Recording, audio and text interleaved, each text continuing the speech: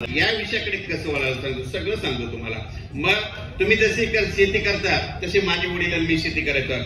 1995 ला काय होतं, माझे वडील शेती करायचे। वडिलांची शेती कशा, त्या निसर्गावर। अंदाज कोण देतो तो 1995 ला? तुम्ही बघा, 1995 ला तुमच्या गावामध्ये फक्त एक जणाकडे टीव्ही होता, कोणाकडे टीव्ही नव्हता। मग तुम्ही काय करायचे, त्यांच्याकडे टीव्ही बघायला जायचे। कशामुळे? त्या टीव्ही मध्ये शेवटी बातम्यामध्ये हवामान अंदाज असायचा आणि ते अंदाज कसा होता आणि त्या अंदाजापासून कशी दिशा भेटली सांगतो। मग काय होता अंदाज तुम्हाला सांगतो। एक लेडीज यायची हिंदी बातम्यामध्ये आणि ती नाव घेतात, ती म्हणायचे महाराष्ट्र में छींटे गिरने की संभावना है, कई जगहों पे छींटे गिरेंगे आणि कई जगहों पे बारिश होगी। त्याच्यानंतर त्या बातम्या संपल्या की लगेच इंग्रजी बातमीमध्ये अंदाज कसा राहायचा, rain expected heavy coastal Karnataka, Andhra, Tamil Nadu, Rajasthan, Punjab, Haryana, Gujarat, Kerala, Kashmir सगळ्या राज्याची नाव घेतले। मग वडिलांना मी म्हणते, भाऊ आपल्या महाराष्ट्रामध्ये 42,260 गाव आहे, म्हणजे अंदाज कसा? वडील म्हटले हे अंदाज चुकतो, म्हणून आपल्या शेतकऱ्याचं नुकसान होतं। त्याच्यानंतर काय केलं, 1998 पासून भूगोल अभ्यास सुरू केला। 1998 ला सीडे कम्प्युटर कोणाला माहित नव्हतं, परभणीला जाऊन उपग्रह बघत होतो। 2001 ला तर मी पाऊस सांगत होतो, पण 2001 ला काय झालं, तुमच्याकडे मोबाईल नसल्यामुळं, सोशल मीडिया नसल्यामुळं मी तुमच्यापर्यंत पोहोचू शकलो नाही।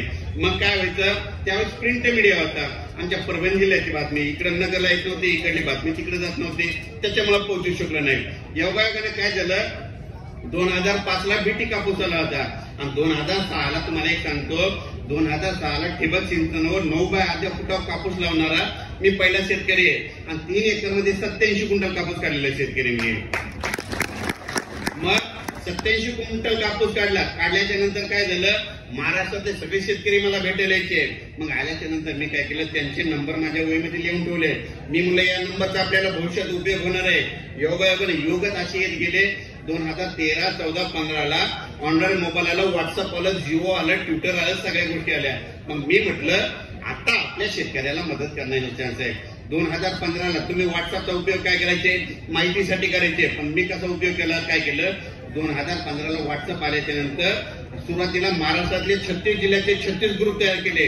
त्याच्यामध्ये काय केलं, हे ग्रुप करत त्याच्यात भाग पडले। कोणते भाग पडले, पूर्व विदर्भ 6 जिल्हे, पश्चिम विदर्भ 5 जिल्हे, पूर्व विदर्भ, पश्चिम विदर्भ, दक्षिण महाराष्ट्र, उत्तर महाराष्ट्र, कोकणपट्टी, खानदेश, मराठवाडा असे भाग केले। कशामुळं, जर पाऊस गुजरात मधून आला तर उत्तर महाराष्ट्रातल्या शेतकऱ्याला मेसेज करायचा आणि तुमचं नुकसान व्हायचं। जर पाऊस तेलंगणातून आला तर मराठवाड्यातल्या शेतकऱ्याला मेसेज करायचा, त्यांचं नुकसान व्हायचं। जर पाऊस कर्नाटक मधून आला तर दक्षिण महाराष्ट्रातील शेतकऱ्याला मेसेज करायचा, त्यांचं नुकसान व्हायचं।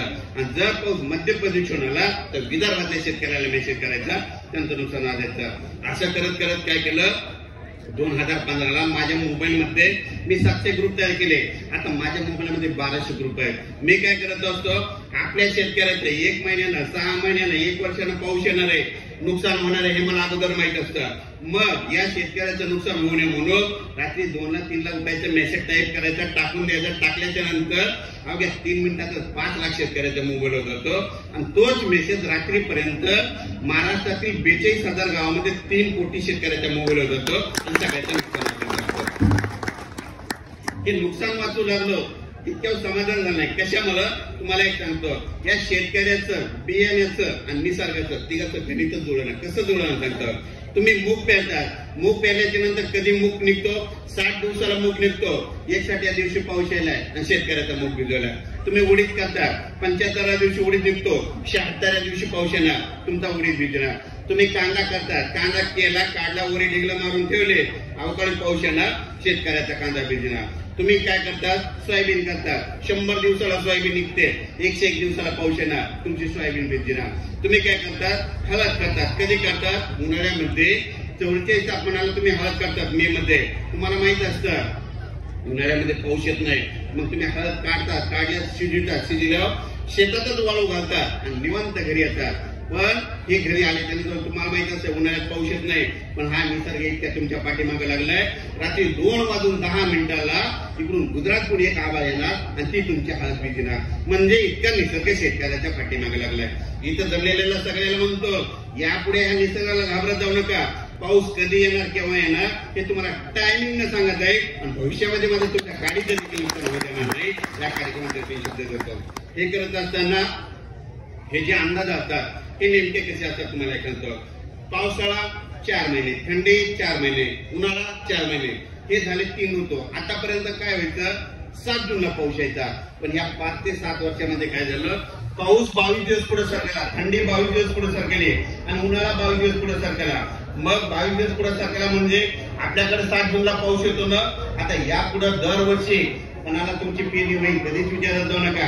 फक्त घरी गेल्याच्या नंतर काय केला, कॅलेंडरमध्ये असं गोल करून ठेवा, दरवर्षी तुमची पेरणी 27-28 जूनला होणार, ते असं कॅलेंडरमध्ये गोलच करून ठेवा. यापुढे कोणाला विचारत जाऊ नका. त्याच्यानंतर एखाद्या 27-28 जूनला पाऊस पडला, तुम्हाला बैल भेटले नाही, ट्रॅक्टर नाही भेटलं, तुमची पेरणी राहिले, परत नाराज होऊ नका, कोणाला विचारू नका. एक तारीख सांगतो पावसाची, ती देखील लिहून ठेवा. दरवर्षी त्या तारखेमध्ये पाऊस पडतो. त्याच्यानंतर 10 जुलै ते 15 जुलै म्हणजे 10, 11, 12, 13, 14, 15 अशी तारीख आहे. महाराष्ट्रामध्ये प्रत्येक गावात, प्रत्येक जिल्ह्यात, प्रत्येक खेड्यात या तारखेत पाऊस पडतो. सगळ्याची राहिलेल्या सायलेंसची पेरणी करून टाकतो. पण ही तारीख लक्षात घ्या. त्याच्यातून जर तुम्ही वंचित राहिले, परत पाऊस येणे ती तारीख लक्षात घ्या. 18 जुलै 19 जुलैला महाराष्ट्रामध्ये 80% गावामध्ये पाऊस पडतो. पण ही एक तारीख लक्षात घ्या. त्याच्यानंतर परत पाऊस येणे ती तारीख लिहून घ्या. 16 सप्टेंबर, 17 सप्टेंबर, 18 सप्टेंबर, 19 सप्टेंबरला महाराष्ट्रामध्ये 80% गावामध्ये पाऊस पडतो. पण ही एक तारीख लक्षात घ्या. त्याच्यानंतर परत एक पाऊस येण्याची तारीख लक्षात घ्या. 2 डिसेंबर, 3 डिसेंबर, 4 डिसेंबरला महाराष्ट्रामध्ये 80% गावामध्ये अवकाळी पाऊस पडतो. म्हणजे देखील लक्षात घ्या. हे झाला पावसाबद्दल. हे करत असताना सांगितलं हे जे अंदाज असतात हे नेमके कसे असतात, पूर्व दिशा हे जे अंदाज असतात सांगतो.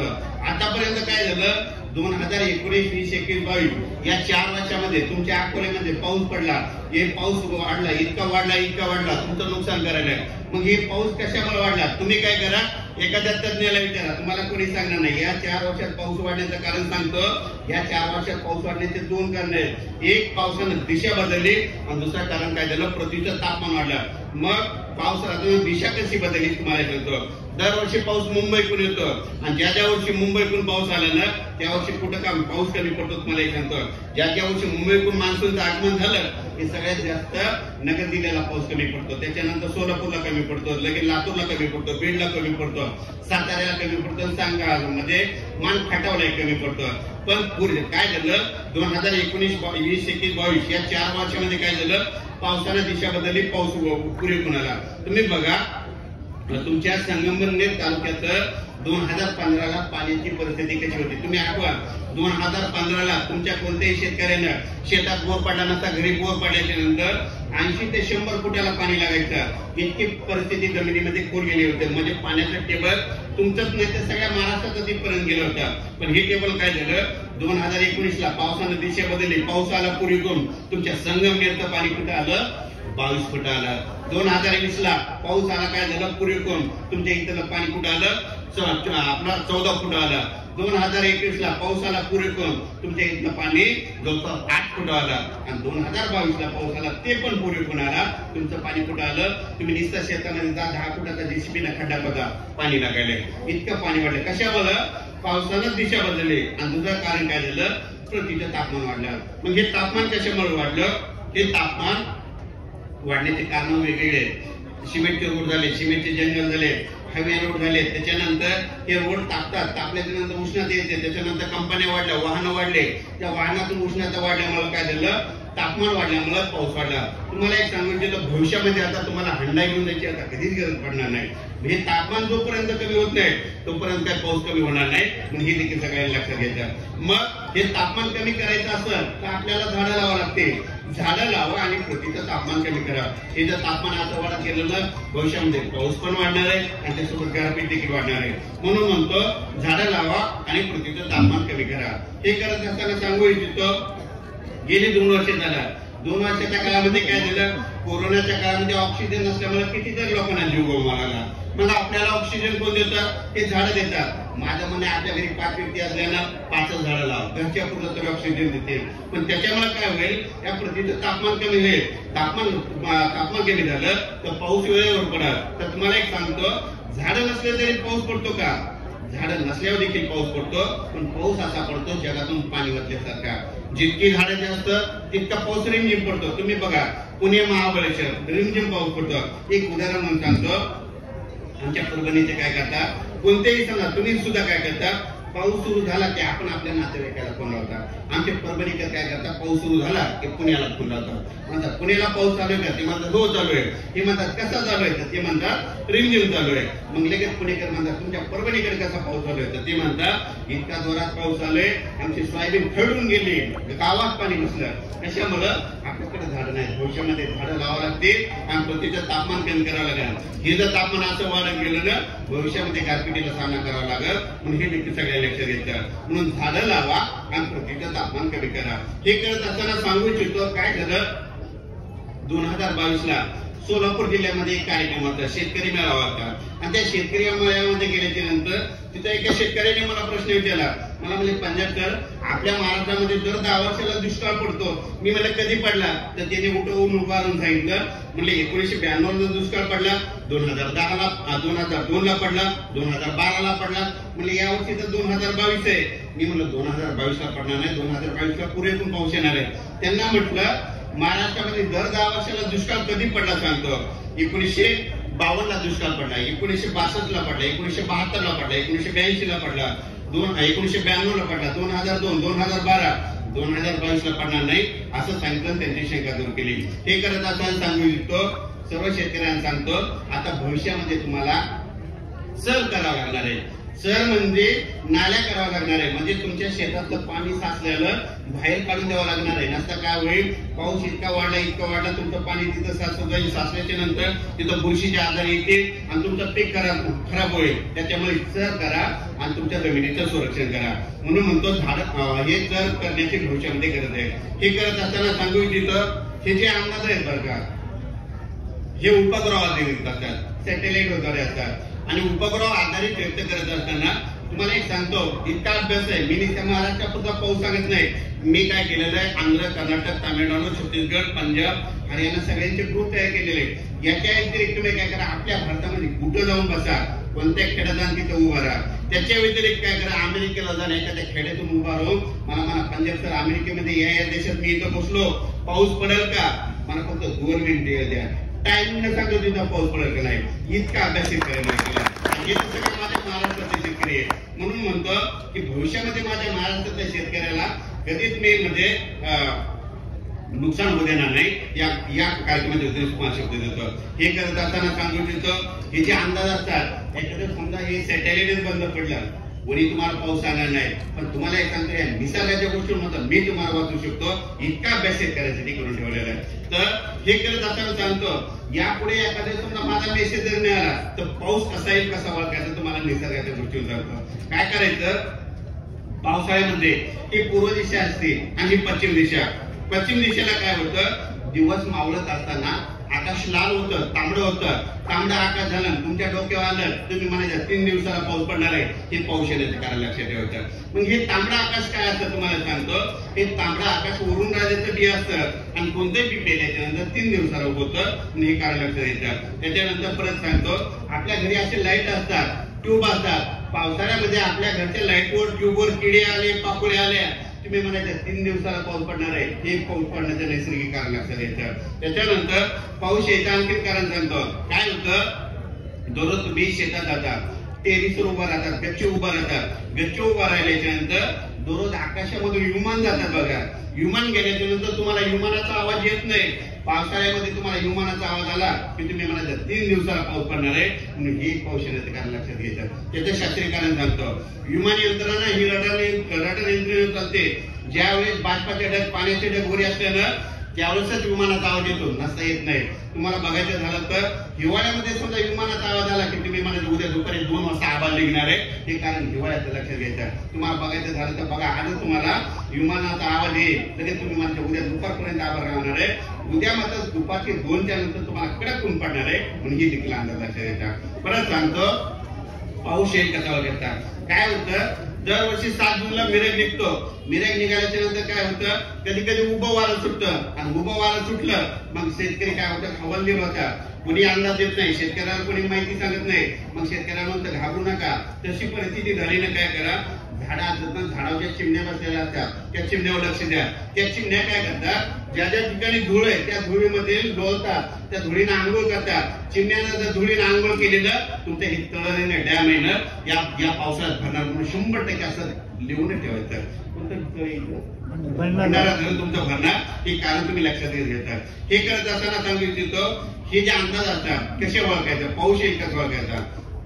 गावचं उदाहरण सांगतो. 2 गाव 10 किलोमीटरच्या अंतरानं 2 गाव असले आणि काय असतं, दिवाळीच्या अगोदर तुमच्या गावामध्ये काय असतं, दिवाळीच्या अगोदर भजन घरामध्ये मंदिरामध्ये काट्याचं भजन असतं बघा. आणि काट्याच्या भजनाला काय असतं, ते म्हणजे भजनकरी मंडळी पहाटे 4 वाजेपासून अभंग म्हणतात. आणि अभंग म्हणत असताना असा लाऊड स्पीकर लावलेला असतात. मग इथं अभंग म्हणले तुमच्या गावात, म्हणजे एका गावात अभंग म्हणला आणि या अभंगाचा आवाज जर दुसऱ्या गावाच्या लोकांना गेला, तिथल्या लोकांनी म्हणत सकाळी 9 वाजता पाऊस येणार आहे, म्हणून हे पाऊस येण्याचं कारण लक्षात घ्यायचं. त्याचं शास्त्रीय कारण सांगतं, ज्यावेळेस बाष्पाचे ढग असले त्यावेळेस इथला तुमच्या अभंगाचा ध्वनी तिकडे ऐकू जातो, हे कारण लक्षात घ्यायचं. तुम्ही बघा 8वी 9वीला शिकत असताना विज्ञानामध्ये एक प्रश्न होता, पावसाळ्यामध्ये रेल्वेच्या शिट्टीचा आवाज दूरवर ऐकू येतो, त्याचं शास्त्रीय कारण सांगा.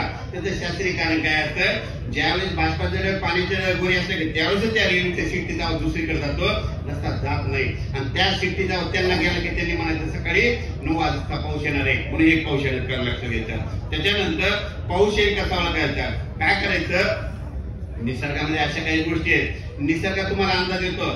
मग निसर्गामध्ये काय असतंय, तर झाडं देखील तुम्हाला पाऊस सांगतात. एक झाड शेतकऱ्याला 1 वर्षाचा हवामान अंदाज देतो. मग झाड कुठं वर्षाचा अंदाज देतो का, देतो. आपले जे पहिले पूर्वज काय होते, पहिले जे पूर्वज होते 1970ला 80ला, त्यांना का वेधशाळा होते का हवामान द्यायला, कोणी नव्हतं. मग त्यांना अंदाज कोण देत होतं, गावरान आंबा आपल्या शेतकऱ्याला 1 वर्षाचा पाऊस सांगतो. कसं सांगतो तुम्हाला सांगतो, ज्या वर्षी गावरान आंबा पिकला आणि त्या आंब्याचा रस तुम्ही खूप खाल्ला की समजायचं दुष्काळ पडतो. तुम्ही बघा 2017 पर्यंत तुमच्या संगमनेरच्या लोकांनी इतका गावरान आंब्याचा रस खायला दुष्काळाला सामना करावा लागला. 2018च्या नंतर बघा गावरान आंब्याच्या झाडाला उन्हाळ्यात कैऱ्या लागल्या, अवकाळी पाऊस आला, कैऱ्या पडून गेल्या, रसच खायला नाही भेटल्या. आणि गेल्या वर्षी बघा गावरान आंब्याच्या झाडाला फुलोरा लागला का, नाही लागला. जे कलम केलेले त्याला खूप कैऱ्या लागल्या, पण गावरान आंब्याला फुलोरा लागला का, नाही लागला. नाही लागला म्हणजे तुम्ही कैऱ्या नाही खायला, कैऱ्या नाही म्हणजे रस नाही खायला, रस नाही खायला, म्हणून यंदा पाऊस जास्त झाला. मग तुम्हाला अंदाज कोण देतो, की गावरान आंबा अंदाज देतो. परत सांगतो, निसर्गामध्ये असे काही झाडं असतात शेतकऱ्याला मान होणार म्हणून सांगतात. मग असं कुठं झाड असतं का, असतं. मग कोणतं झाड आहे, चिंचाचं झाड शेतकऱ्याला माल होणार सांगतात. ज्या वर्षी चिंचाच्या झाडाला खूप चिंचा लागल्या, चिंचाचं झाड म्हणजे शेतकऱ्यांनो तुम्ही मालामाल होणार आहे असा अंदाज चिंचाचा झाड देतात. 8 महिन्यापूर्वी बघा चिंचाला किती चिंचा लागल्या होत्या. चिंचानं सांगितलं शेतकऱ्याला सोयाबीनला उतार येणार आहे, कापसाला येणार आहे.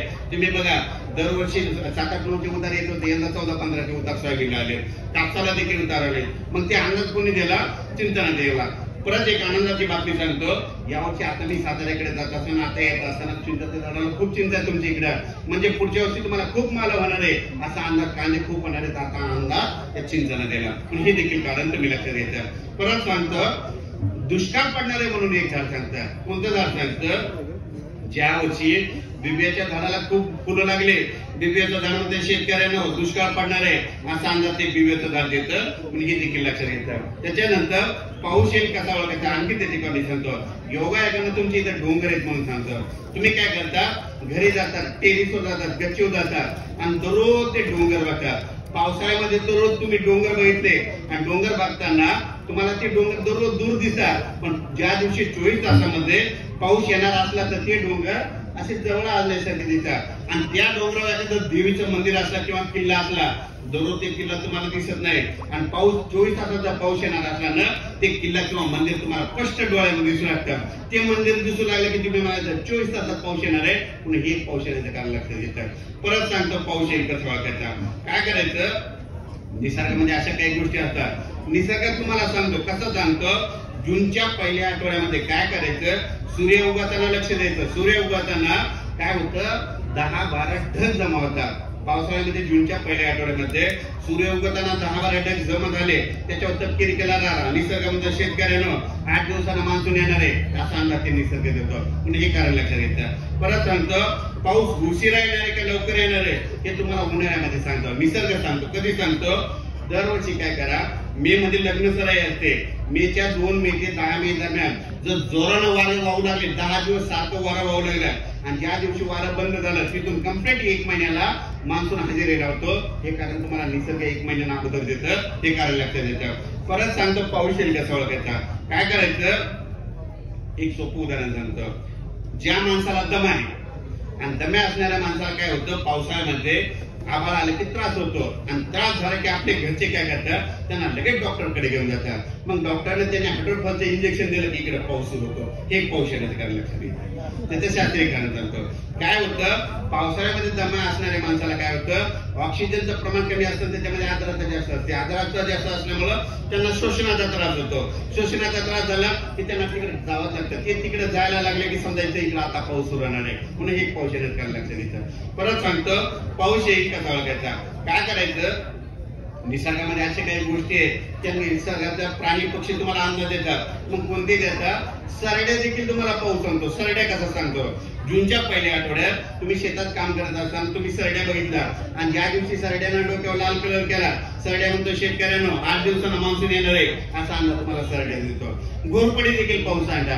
घोरपडी कसं सांगता? घोरपडी काय करतात, जूनच्या पहिल्या आठवड्यामध्ये बिळाच्या बाहेर तोंड काढून बसतात. घोरपडीने बिळाच्या बाहेर तोंड काढून बसलं, तुम्ही म्हणायचं आता 8 दिवसांत मान्सून येणार आहे असा अंदाज घोरपडी देतात. म्हणजे हे कारण लक्षात येतं. परत सांगतो पाऊस येईल कसा ओळखायचा. काय करायचं, कावळा देखील तुम्हाला निसर्गात अंदाज देतो. कसा देतो? कावळा काय करतो, दरवर्षी त्या चिंचेच्या झाडावर, पिंपळाच्या झाडावर आपलं घरट मध्यभागी करतो. ज्या वर्षी कावळ्याने घरट मध्यभागी केलं की त्या वर्षी पाऊस जास्त होणार आहे असा अंदाज ते कावळा देतो. आणि कावळ्याने घरट उंच केलं, शेंड्याला केलं, त्या वर्षी पाऊस कमी होणार आहे असं कारण ते निसर्ग सांगतो. म्हणून हे कारण लक्षात येतं. त्याच्याबद्दल आता दुष्काळ पडणार आहे म्हणून कसं ओळखायचं. काय करायचं, 11 जूनला दुपारी 12 वाजता आकाशात वरती बघायचं. सूर्याला जर खळं दिसलं, निसर्गामध्ये शेतकऱ्यांना दुष्काळाचे संकेत आहेत असा अंदाज तुम्हाला 11 जूनला दुपारी 12 वाजता देतो. मग हे तुम्हाला निसर्ग सांगतो. म्हणजे हे देखील लक्षात येतं. हे झालं पाऊस येण्याचे कारण, न येण्याचे सांगितले. आता तुम्हाला गारपिटीबद्दल सांगतो. गारपीट कधी होणार, केव्हा होणार, कोणाला विचारत जाऊ नका, लिहून ठेवा वाटल्या. दरवर्षी 22 फेब्रुवारी ते 10 मार्च आपल्या महाराष्ट्रात गारपीट होते असं कॅलेंडरमध्ये गोलच करून ठेवायचं. पण ही गारपीट सगळीकडे होत नाही, त्याच्यामुळे घाबरायचं नाही. मग गारपीट नेमकी कुठं होते तुम्हाला सांगतो. या गारपीटीवर अभ्यास करण्यासाठी मला 15 वर्ष गेले. मग ही कशी गेली तुम्हाला सांगतो. महाराष्ट्रामध्ये ज्या ज्या ठिकाणी गारपीट झाली तिथं स्वतः अभ्यास केला. अभ्यासाच्या अंती लक्षात आलं, समजा तुम्हाला एक सांगतो, हा डोंगर आहे, या डोंगर समजा इथे एक डोंगर आहे बघा, त्या डोंगरावर गारपीट होते. त्या डोंगराच्या बाजूला काळीची जमीन असते तिथं गारपीट होत नाही, हे कारण लक्षात येतं. मग डोंगरावर कशामुळे होते, ज्या ज्या ठिकाणी खडकाची जमीन असते तिथं गारपीट होते आणि जिथं जिथं ब्लॅक सॉइल असते, काळीची जमीन असते तिथं गारपीट होत नाही, हे कारण लक्षात येतं. तर तुम्हाला एक सांगू इच्छितो, तुमच्या इथे गार पगार येत होते, गारा बांधणारे येत होते का? गारा बांधणारे पहिले लोक येत होते. आमच्या घरचं उदाहरण सांगतो. काय झालं, आमच्याकडे मोठा वाडा आहे, 2 एकरचा वाडा राहायचा होता. मग आमच्या घरी काय व्हायचं, ते गारा बांधणारे यायचे. मग गारा बांधण्याच्या आल्याच्या नंतर आमच्या लहानपणी कोण घरी असायचं, आमच्या आजी असायच्या. मग आल्याच्या नंतर ते काय म्हणायचे, आजी तुमच्याकडे जमीन किती आहे? आजी म्हणायचे 20 एकर. मग ते म्हणायचे नदीकडे किती आहे? मग आजी म्हणायचे 10 एकर. आणि माळाकडे किती आहे? 10 एकर. माळाकडे म्हटलं की खडकाची आणि नदीकडे म्हटलं की काळाची. मग ते गार पगार काय घ्यायचा, असं पाणी घ्यावं लागायचं, तांब्यात पाणी घ्यायचा, हातात पाणी घ्यायचा, मंत्र म्हणायचा आणि नदीकडे फेकायचा. आणि नदीकडे फेकल्याचे म्हणायचा, आजी मी तुमच्या नदीच्या गारा बांधून टाकल्या, आता नदीकडे गारा पडणार नाही. त्याच्यानंतर काय व्हायचं, मग तो लगेच निघून जायचा. आणि गेल्याच्या नंतर काकूला म्हणायचं, काकू त्याने आपल्या नदीच्या गारा बांधल्या पण इकडे बांधलेच नाही. मग काकू म्हणायचं काय माहिती, त्यावेळेस मध्ये म्हातारे माणसं होते त्यामुळे लक्षात येत नाही.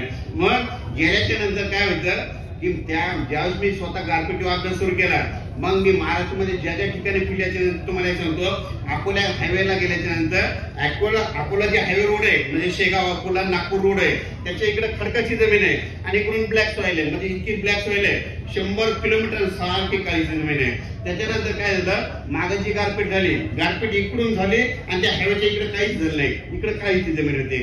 मग त्याच्यावरती लक्षात आलं. असं करत करत 50 ठिकाणी जिथं गारपीट झाली तिथं गेल्याच्या नंतर लक्षात गोष्ट आली, जिथं जिथं ब्लॅक सॉइल असते तिथं गारपीट होत नाही, जिथं काळीची जमीन असते तिथं गारपीट होत नाही, हे कारण लक्षात आलं. मग तुम्हाला सांगतो, त्याच्यानंतर काय केलं, मी त्या गार पगाराचा पिछा केला, त्याला शोधण्यात काढलं. मी म्हणलं तुम्ही आमच्या घरी येत होता, आमच्या घरच्या गारा बांधत होतात, आमच्या नदीच्या गारा बांधायचे माळाकडल्या कशा माळ बांधत होते त्याचं एक कारण सांगा. मग त्यांनी मला तेच सांगितलं की ज्या ज्या ठिकाणी काळीची जमीन असते तिथे गारपीट होत नाही, हे कारण तुम्ही लक्षात घ्यायचं. आता नेमकी गारपीट कुठं होते तुम्ही लक्षात घ्यायचा. गारपीट नेमकी कुठं होते सांगतो. हा डोंगर आहे, त्या डोंगराच्या वर किती खूप हिटभर गारा पडते, पण डोंगराच्या बाजूला काळीची जमीन असली ना त्याचं गारपीट होणार नाही, हे कारण लक्षात घ्यायचं. झाले तरी बोरा एवढे होते म्हणून हे कारण लक्षात घ्यायचं. त्याच्यानंतर एखादं तळ असेल, समजा तुमचं हे भंडारा धरण आहे, तळाच्या चारही बाजूनं 1 किलोमीटरच्या अंतराने गारपीट होते, हे कारण लक्षात घ्यायचं. एखादी नदी असेल, नदीच्या बाजूला इकडून 1 किलोमीटर आणि इकडून 1 किलोमीटर त्या पट्ट्यामध्ये गारपीट होते, हे कारण वहीमध्ये लिहून ठेवायचं. तसेच एखादा कॅनल असेल, कॅनलच्या बाजूला इकडून 1 किलोमीटर इकडून 1 किलोमीटर त्या पट्ट्यामध्ये गारपीट होते, हे कारण लक्षात घ्यायचं. त्याच्यानंतर विज्ञानाच्या भाषेत सांगायचं झालं तर गारा पडण्यासाठी 2 गोष्टी लागतात. एक, हवा उंच जायला हवी, त्या हवेमध्ये बाष्पाचं प्रमाण असायला हवं. पण काय झालं 2018 मध्ये महाराष्ट्रामध्ये इतकी गारपीट वाढली. तुम्ही काय करा, एखाद्या तज्ञाला विचारा, कोणी सांगणार नाही. त्याचं कारण सांगतो. काय झालं, इथं तापमान वाढल्यामुळं इथं हवेचा कमी दाब तयार होतो. हवेचा कमी दाब तयार झाला की वारे जास्त दाबाकडून कमी दाबाकडे येतात, त्याच्यामुळे गारपीट वाढली. म्हणून भविष्यामध्ये तापमान कमी करावं लागेल. म्हणून म्हणतो झाडं लावा आणि पृथ्वीचं तापमान कमी करा. हे करत असताना